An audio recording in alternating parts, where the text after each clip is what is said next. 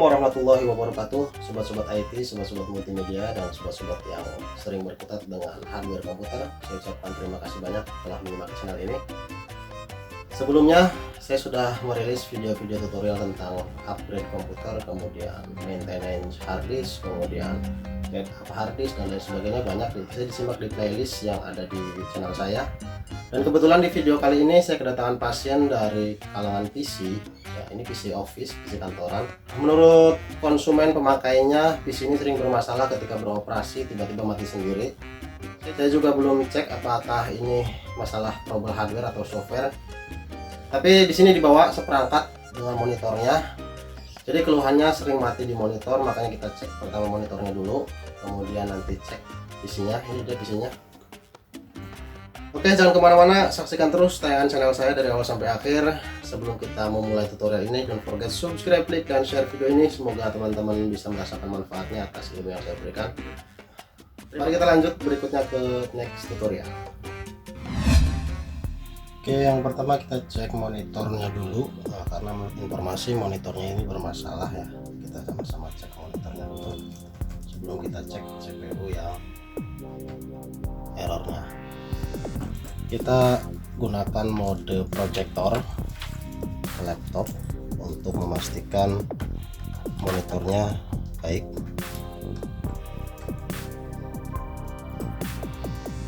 Ya, monitornya nyala guys. Ya.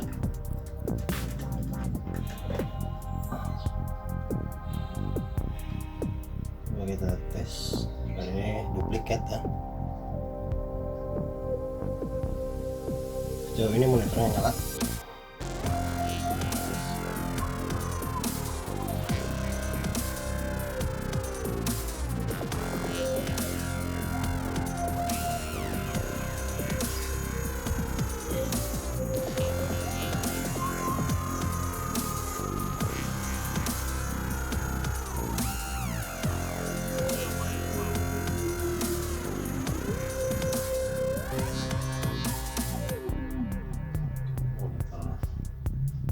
Baik, saya tutup, kemudian saya matikan.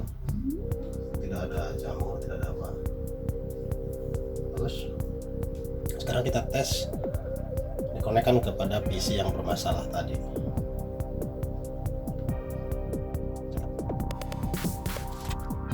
Oke ya, kita buka casing, kemudian kita cek ini. Oh, ini banyak banget debunya guys, lihat. Waduh, kipasnya macet ini.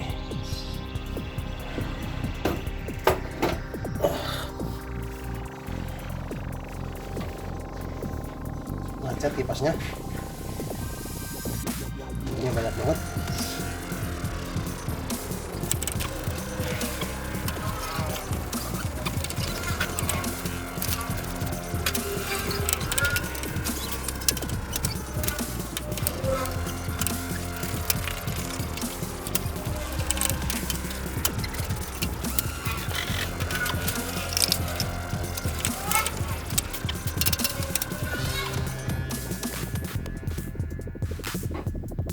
Oke, ini dia penampakan PC yang sudah dibersihkan, bisa dilihat sendiri ya, kinclong, bersih, siap pakai. Kembali kita langsung disiap tes juga guys. Oke, seperti yang kita ketahui bersama bahwa di sini konfigurasi kipasnya hanya satu, dan kita tadi bahas tentang kipas push pull ya. Artinya kita akan mengeluarkan hawa panas yang ada di dalam casing untuk keluar. Jadi kita pasang dengan konfigurasi ini. Saya sudah siapkan kipasnya ya. Ini arah anginnya ya, perputarannya ke sini. Ini arah angin pasti keluarnya ke sini. Nah, jadi kita pasang menghadap ke sana supaya dia menyerap hawa panas yang ada di dalam casing menuju ke luar. Oke, kita pasang dulu guys. Saya matikan akses listrik.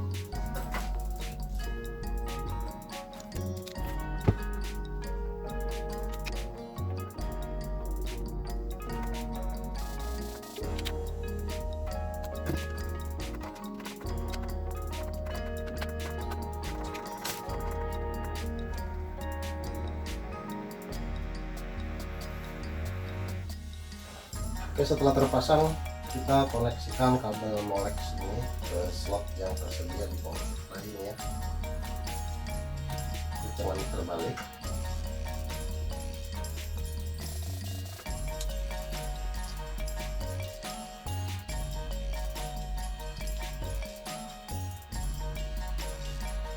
Setelah terpasang kita nyalakan lagi powernya, langsung test drive guys.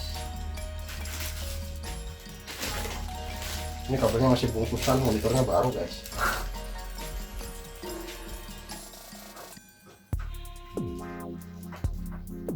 Pastikan tangan Anda tidak menyentuh area seng ini ya, karena ketika listrik nyala biasanya ini areanya trum guys. Bahaya. Enggak sih, nggak mematikan, cuma kaget aja gitu. Power on. Oke, komputer sudah power on. Kita lihat sama-sama ya. Jadi kipasnya itu menghadap ke belakang ke sini. Ini ada anginnya guys. Ya. Jadi ini di kipas di sini fungsinya untuk mengeluarkan yang ada di casing hawa panas. Nah, ini sudah memasuki BIOS.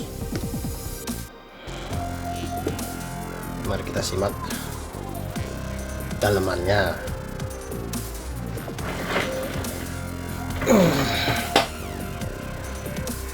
PC ini mempunyai memori hanya 2 GB ya, DDR3. Kemudian di boot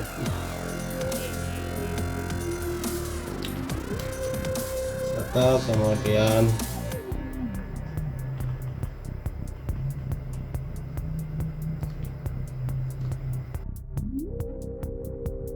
wah, windownya masih XP guys.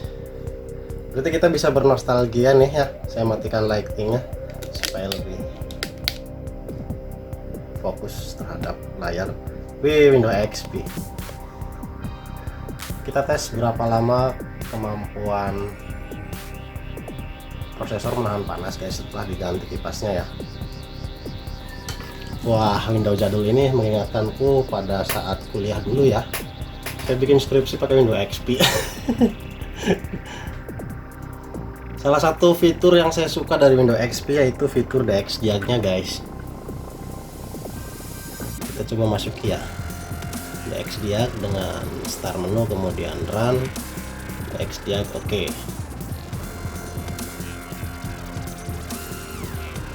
Untuk Windows XP itu ini bagian display ada tes direct draw ini tes gambar 2 dimensi dan tes gambar 3 dimensi. Langsung saja kita tes, karena fasilitas ini untuk Windows 7 dan Windows ke atas itu tidak ada fasilitas tes ini. Kita tes dulu direct draw-nya guys. Oke, iya, hasilnya seperti itu. Ini kalau diartikan ke dalam bahasa manusia Indonesia gitu ya. Apakah kau melihat kotak-kotak hitam sekitar gambar? Ya, saya melihatnya. Kemudian saya tekan yes. Tes yang kedua ini adalah tes pergerakan grafis 2 dimensi. Seperti itu pergerakannya guys.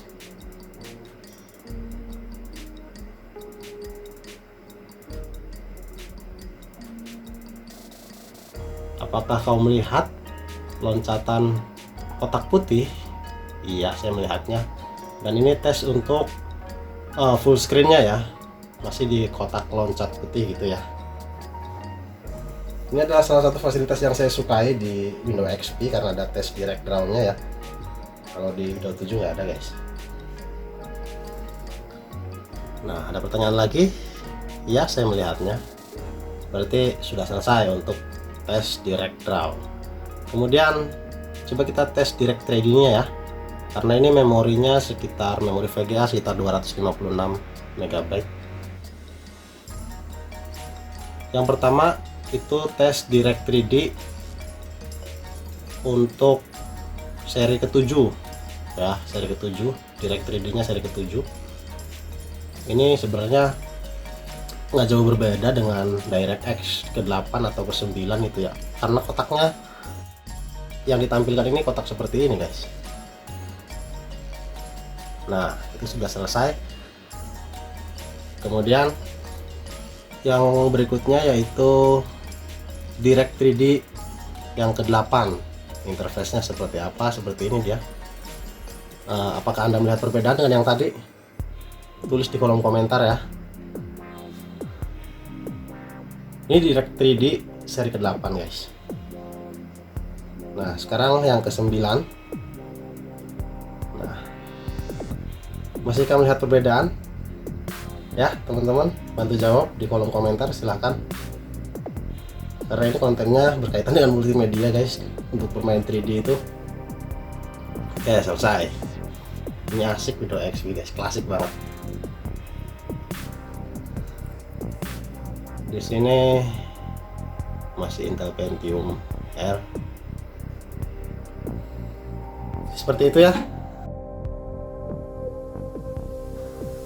Ini belum dites lama-lama sih, baru berapa menit tadi saya main. Baru sekitar 5 menit kita tes DirectX dan Direct 3D. Nah, sebagai pengingat kepada konsumen, saya juga lampirkan stiker ini ya. Ini stiker dari saya pribadi, artinya komputer yang akan dilabel stiker saya. Ini pernah saya tangani guys, sekalian dari media promosi. Saya tempel di sini aja deh.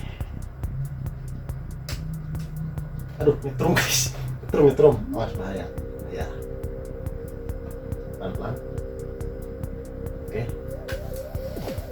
Jadi kalau ada keluhan mengenai komputer yang telah saya servis, silakan hubungi di sini bisa, ataupun hubungi di Facebook atau di Instagram atau di channelnya langsung. Ini QR code ini menunjukkan langsung terhadap channel saya guys. Saya langsung scan.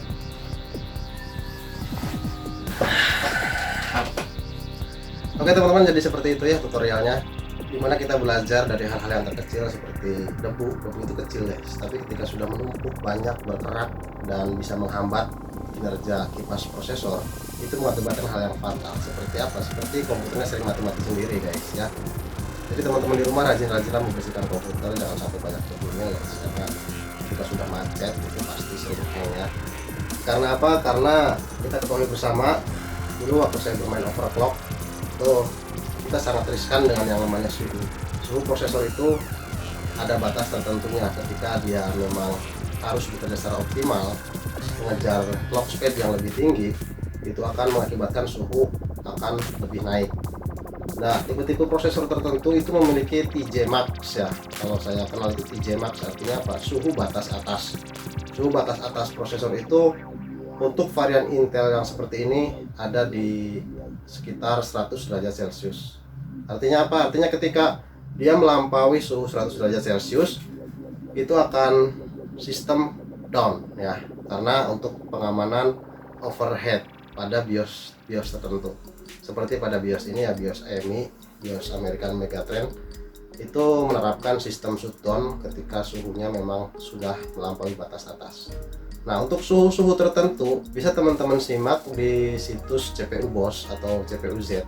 Itu ada keterangan berapa sih batas aman suhu prosesor itu. Nah, biasanya untuk suhu prosesor ini kaitannya erat dengan watt ataupun power yang dikonsumsi oleh prosesor tersebut. Misalkan ada yang sekitar 65 watt, itu bisa bermain di angka 100 derajat Celcius. Dulu juga saya pernah overclock menggunakan prosesor AMD Phenom X4.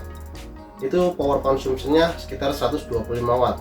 Dia bisa bekerja hingga 110 derajat Celcius. Jadi kita bermain batas aman tersebut, kemudian kita pahami airflow ventilator pada casing supaya tidak terlalu overhead. Nah, perlu kita pasang kipas tambahan seperti tadi dengan konfigurasi push-pull ya. Jadi kipas yang ada di casing itu mengeluarkan panas yang ada di casing sehingga bisa keluar. Oke, seperti ini tutorialnya. Don't forget subscribe, like, dan share video ini. Semoga teman-teman bisa mendapatkan manfaat dari tayangan ini, dan bagikan konten video ini semoga lebih bermanfaat pada yang lainnya. Saya akhiri dulu. Wallahul muwaffiq ila aqwamit thoriq. Assalamualaikum warahmatullahi wabarakatuh.